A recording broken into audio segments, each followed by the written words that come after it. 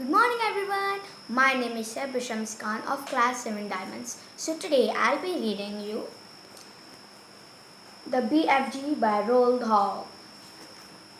It's illustrated by Quentin Blake and I got the old edition, but it's really nice. Okay, so let's start with the first. Roald Dahl.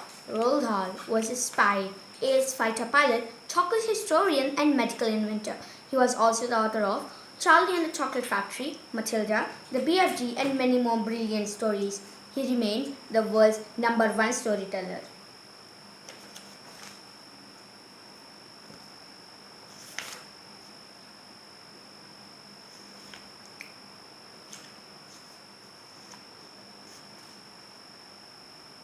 Okay? First lesson, the witching hour.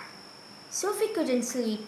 A brilliant moonbeam was slanting through a gap in the curtains. It was shining right onto her pillow. The other children in the dormitory had been asleep for hours. Sophie closed her eyes and lay quite still. She tried very hard to doze off. It was no good.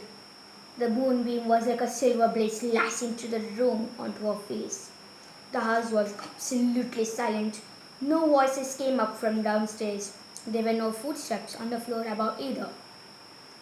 The window behind the curtain was wide open, but nobody was walking on the pavement outside. No cars went by on the street, not the tiniest sound could be heard anywhere. Sophie had never known such a silence.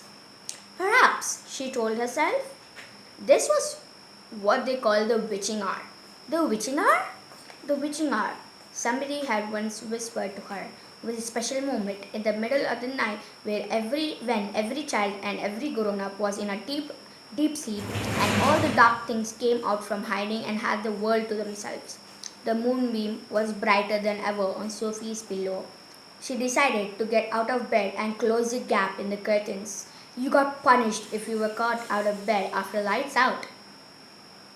Even if you said you had to go to the lavatory, that was not accepted as an excuse, and they punished you just the same. But there was no one about now. Sophie was sure of that. She reached out for her glasses that lay on the chair beside her bed. They had steel rims and very thick lenses, and she could hardly see a thing without them. She put them on, then she slipped out of bed and tiptoed over to the window. When she reached the curtains, Sophie hesitated.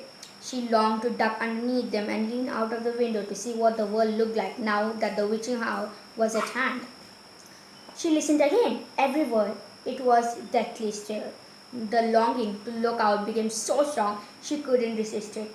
Quickly, she ducked under the curtains and leaned out of the window. In the silvery moonlight, the village street she knew so well seemed completely different. The houses looked bent and crooked, like houses in a fairy tale. Everything was pale and ghostly and milky white. Across the road, she could see Mrs. Rance's shop, where you bought buttons and wool and bits of elastic. It didn't look real. There was something dim and misty about that too. Sophie allowed her eye to travel further and further down the street. Suddenly, she froze. There was something coming up the street on the opposite side.